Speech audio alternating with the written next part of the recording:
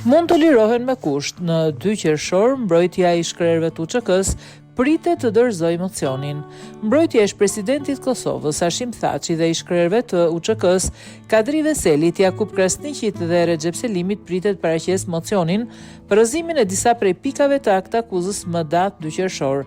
Ndërkohë, avokati licencuar në gjykatën speciale Artan Çerkini u shpreh në një intervistë për Radio Televizionin e Kosovës se pas mbrojtjes prokuroria ka një muaj kohë që t'i përgjigjet këtij mocioni. Sipas kësaj procedure, prokuroria përfundon paraqitjen e rastit të saj, prezanton të gjitha provat dokumentare dhe dëgjon të gjithë dëshmitarët.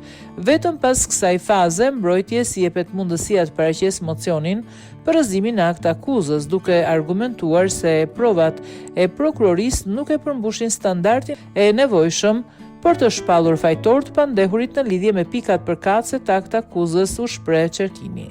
Çerkini ka deklaruar se tashmë janë plotësuar të gjitha kushtet ligjore të lirimit me kusht të ish-krerëve të UÇK-s. Ai shtoi se masa e paraburgimit është më e repta për sigurimin e prezencës së të pandehurit në procedurë penale. Mendoj që tani janë plotësuar të gjitha kushtet ligjore për lirimin me kusht, nga se paraburgimi është masa më e repë për sigurimin e prezencës së të pandehurit në procedurë penale.